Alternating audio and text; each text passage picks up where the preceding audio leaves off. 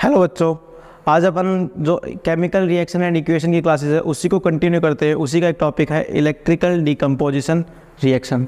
तो स्टार्ट करते हैं।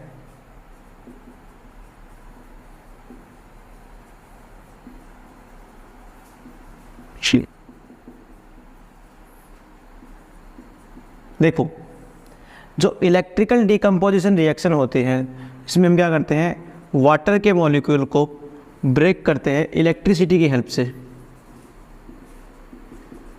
ठीक है, किसमें? हाइड्रोजन में और ऑक्सीजन में। क्लियर है? अभी देखो, लॉकडाउन के अंदर हमें जो ऑक्सीजन मिला था वो इसी प्रोसेस के थ्रू बनाया गया था। जो ऑक्सीजन के सिलेंडर वगैरह मिले थे हमें, वो इसी प्रोसेस के थ्रू बनाए गए थे। ठीक है बच्चों, अब देखो ये बनाया कैसे जाता है, ये इलेक्ट्रिसिटी का यूज़ कैसे होता है, तो अपन देख लेते हैं। ये हम लोगों ने एक बीकर लिया। क्लियर है? ये मैंने रबर की लगाई, मैंने यहाँ पे रबर लगा दिया और यहाँ पे मैंने थोड़ी कील लगाकर यहाँ से मैंने वायर निकाल लिया। यहाँ पे एक निडल लगाई, इसको मैंने बाहर निकाल लिया। यहाँ पे कनेक्ट किया मैंने बैटरी को, ये पॉजिटिव टर्मिनल और ये नेगेटिव टर्मिनल। ठीक है, यहाँ पे मैंने एक रॉड लगाई, यहाँ पे भी मैंने एक रॉड ली उसकी, और इसके ऊपर मैंने लगा दिया टेस्ट ट्यूब। यहाँ पे मैंने टेस्ट ट्यूब को फिल किया। क्लियर है यहाँ तक का? इसमें मैंने फिल कर दिया पूरे में पानी।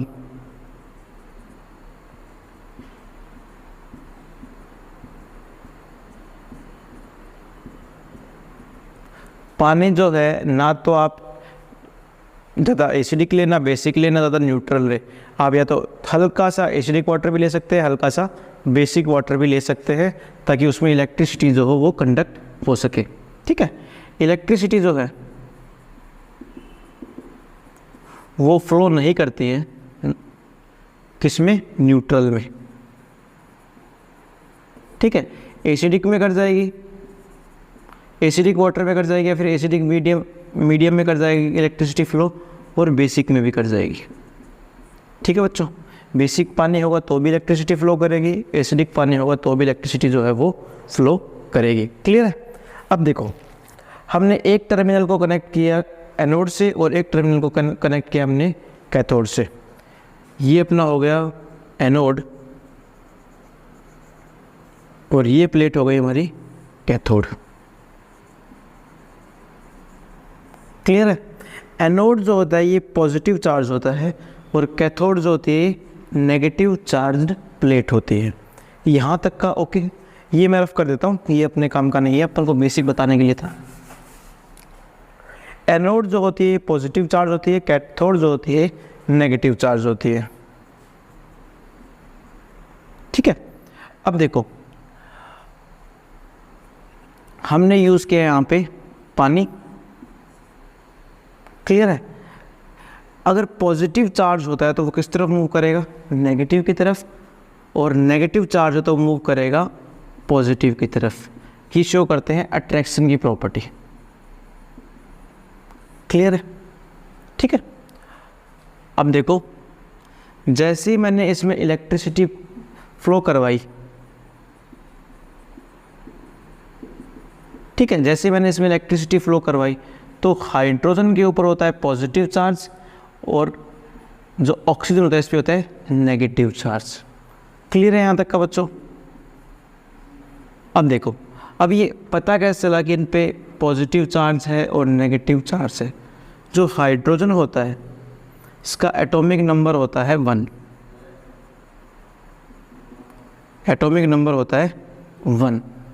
ठीक है, जब एटॉमिक नंबर 1 होता है तो इसके आउटर मोस्ट सेल में भी अगर अपन इलेक्ट्रॉन्स की बात करें तो इसके आउटर मोस्ट सेल में एक इलेक्ट्रॉन होता है। ठीक है, वैसे अपन इसको कंसीडर नहीं किया जाता क्योंकि आप हायर क्लास में जाओगे तो थोड़ा टॉपिक कॉम्प्लिकेटेड हो जाता है हाइड्रोजन का, कि पॉजिटिव लिखे या नेगेटिव लिखे। तो क्या करते हैं, इसका एक इलेक्ट्रॉन को ये लॉस कर देता है, 1 इलेक्ट्रॉन को क्या कर देता है? लॉस कर देता है। ठीक है, तो इसके पास जो पॉजिटिव चार्ज होते हैं वो कितने होते हैं? 1 होते हैं, और नेगेटिव चार्ज भी कितना होता है इसके पास? 1 होता है।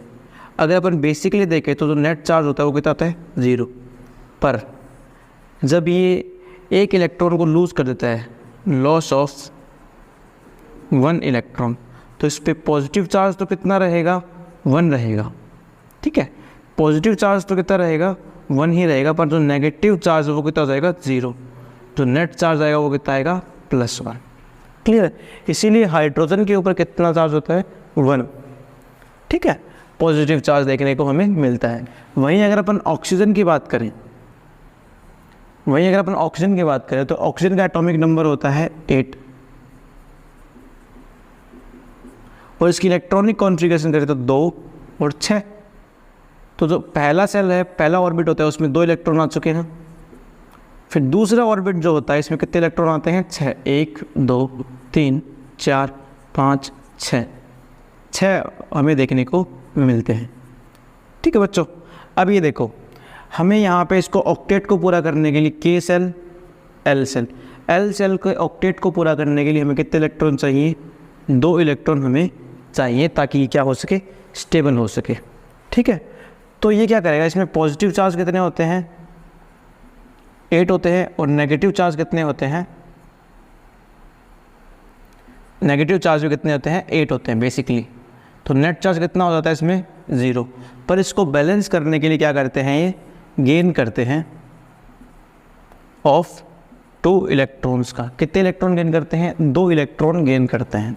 तो पॉजिटिव चार्ज कितना हो जाता है इसके ऊपर, 8 ही रहता है, पर जो नेगेटिव चार्ज है वो कितना हो जाता है, -10।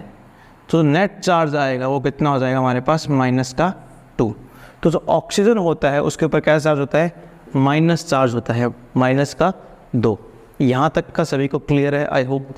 अभी देखो, इसको मैं रफ कर देता हूँ, ये तुमको समझाने के लिए था कि हाइड्रोजन के ऊपर पॉजिटिव चार्ज क्यों होता है और ऑक्सीजन के ऊपर नेगेटिव चार्ज क्यों होता है। क्लियर है।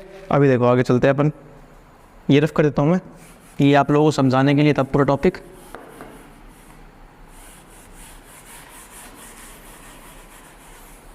देखो अब ये है एनोड जो है पॉजिटिव चार्ज है, तो यहाँ पे हमें देखने को मिलेगी ऑक्सीजन। क्या देखने को मिलेगी हमें, ऑक्सीजन, क्योंकि ऑक्सीजन के ऊपर होता है नेगेटिव चार्ज। यहाँ पे हमें देखने को मिलेगा हाइड्रोजन, क्योंकि हाइड्रोजन पे कैसा चार्ज होता है, पॉजिटिव चार्ज होता है। पॉजिटिव चार्ज को कौन अट्रैक्ट करेगा, नेगेटिव चार्ज, और जो नेगेटिव चार्ज है उसको कौन अट्रैक्ट करेगा, पॉजिटिव चार्ज, ठीक है। यहाँ पे आप लोगों को अगर डायग्राम देखोगे, एनसीईआरटी में डायग्राम दे रहा है, उसको ऑब्जर्व करोगे तो यहाँ पे स्पेस क्या है, कम है। स्पेस क्या है यहाँ पे, कम है, और यहाँ पे जो स्पेस है वो क्या है, ज़्यादा है। ऐसा क्यों होता है, तो अगर आप इसका रेशियो देखोगे, अगर हाइड्रोजन और ऑक्सीजन का H2O का अगर मॉलिक्यूल का रेशियो देखोगे अगर आप, तो ये हो गए H2 + O, hydrogen plus oxide, ठीक है। अब ये देखो, इसके कितने मॉलिक्यूल हैं हमारे पास, 2 मॉलिक्यूल है, और ऑक्सीजन कितने मॉलिक्यूल हैं, 1 मॉलिक्यूल है। तो इनका जो रेशियो रहता है ब्रेक होने का वो कितना रहता है, 2:1।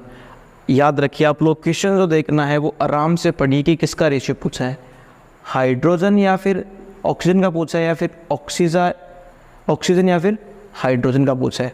अगर पहले ऑक्सीजन का पूछा होगा तो 1:2 रहेगा, अगर हाइड्रोजन का और ऑक्सीजन का पूछा होगा तो 2:1 रहेगा। क्लियर है ये वाली बात। अब देखो, हमने यहाँ पे हमने यूज़ की थी बैटरी, ठीक है। बैटरी से हमने इसको इलेक्ट्रिसिटी दी, तो हमने इसको क्या दी है, एनर्जी दी है, गिवन द एनर्जी, ठीक है। हमने क्या दिया, इनको एनर्जी दी है।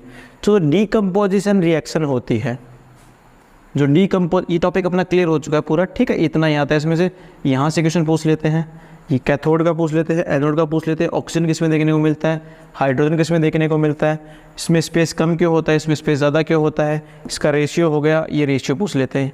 यहीं से बेसिकली क्वेश्चन पूछे जाते हैं। तो अभी देखो, जो डीकम्पोजिशन रिएक्शन, सिर्फ डीकम्पोजिशन रिएक्शन,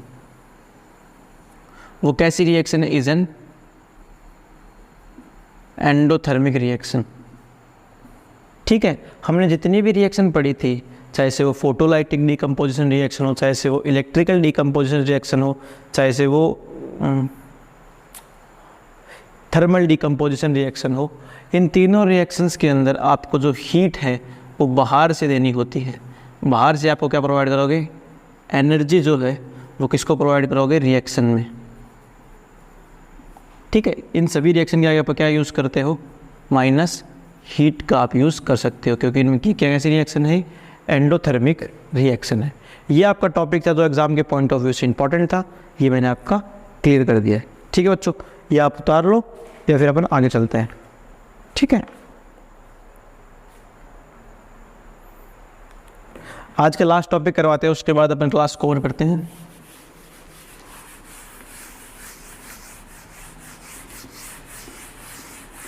हमने कॉम्बिनेशन रिएक्शन उसके टाइप पढ़ लिए हैं, डीकम्पोजिशन रिएक्शन उसके टाइप पढ़ लिए हैं। तो कई बार आप लोगों का ये होमवर्क है या फिर आप क्वेश्चन करना चाहें तो कर सकते हैं कि why we call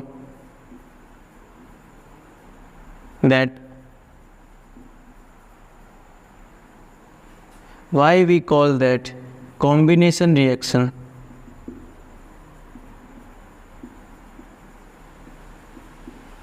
is an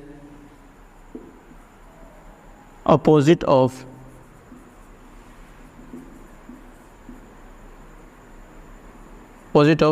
decomposition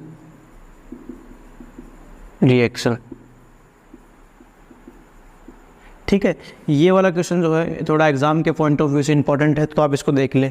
जो जो अपने कॉम्बिनेशन रिएक्शन है वो रिवर्स क्यों है या फिर अपोजिट क्यों है, किसकी, डीकम्पोजिशन रिएक्शन की। ठीक है, अगला टॉपिक जो है वो अपना है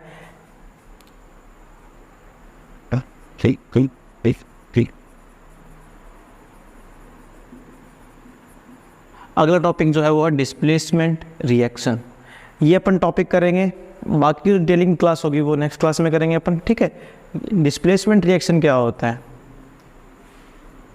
in the reaction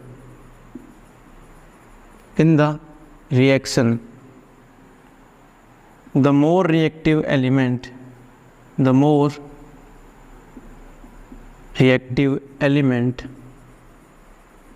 displace the less reactive element. ठीक है बच्चों, जो हाईली रिएक्टिव एलिमेंट होगा या फिर मोर रिएक्टिव एलिमेंट होगा वो क्या कर देगा, डिस्प्लेस कर देगा लेस रिएक्टिव एलिमेंट को एंड फॉर्म न्यू प्रोडक्ट, और क्या बना लेगा, एक नया प्रोडक्ट बना लेगा। ये डिस्प्लेसमेंट रिएक्शन होती है। हमने लिखा जैसे हमारे पास एक कंपाउंड था AB, उसकी रिएक्शन करवाई मैंने C के साथ में, इस पे साइन होते हैं। ठीक है, तो ये मेटल के साइन है और ये नॉन मेटल के हैं। तो जब AB कंपाउंड हमने लिया, उसकी रिएक्शन C के साथ कराई, if C is more powerful लिख लो, चाहे से मोर रिएक्टिव लिख लो, C is more reactive, so he displaces the A, then he will form CB plus A। तो इसके लिए हमें एक टॉपिक देखना पड़ता है, वो होती है रिएक्टिविटी सीरीज़। मैं यहाँ पे रिएक्टिविटी सीरीज लिख देता हूँ पूरी, आप लोग वो लाइन से याद कर लें। ठीक है, डिस्प्लेसमेंट रिएक्शन करने के लिए आपको रिएक्टिविटी सीरीज आनी चाहिए।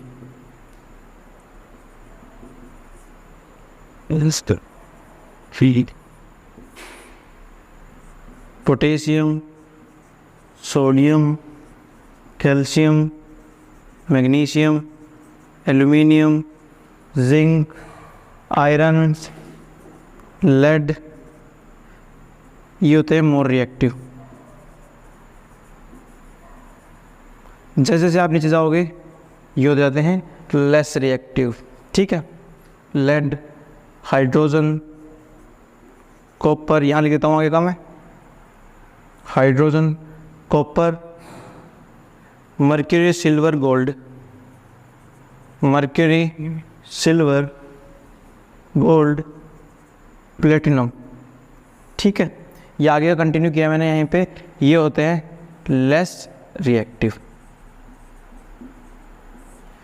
ऊपर से आप नीचे आओगे तो सबसे तो टॉप पे बैठे हैं वो कौन थे, हाईली रिएक्टिव एलिमेंट्स होते हैं, और सबसे लास्ट में होंगे वो लेस रिएक्टिव एलिमेंट्स होंगे। ठीक है, इसी का हम एक एग्जांपल कर लेते हैं। जैसे कि मैंने कहा हमारे पास एक कंपाउंड था HCl, हाइड्रोक्लोरिक एसिड, उसकी रिएक्शन करवाई गई किसके साथ में, जिंक के साथ में। तो देखो जिंक कहाँ आता है, ये जिंक रहा और यहाँ पे है हाइड्रोजन। तो हाइड्रोजन के ऊपर कौन है, जिंक है। Zinc is more reactive, zinc is more reactive than hydrogen. So क्या करेगा, जिंक क्या करेगा, हाइड्रोजन को डिस्प्लेस कर देगा, ZnCl प्लस H2। और मेरा जो सवाल है वो ये है कि आप लोग आंसर दे कमेंट करके, how you can test of hydrogen gas, आप कैसे टेस्ट कर सकते हैं हाइड्रोजन गैस का। क्लियर है। आज की जो क्लास है हम यही समाप्त करते हैं। नेक्स्ट क्लास में कुछ रिएक्शंस वगैरह हैं डिस्प्लेसमेंट की और उनके कुछ प्रॉपर्टीज़ वगैरह हैं, वो अपन देखेंगे। आई होप यू आप सभी को क्लास अच्छी लगी होगी। Thank you.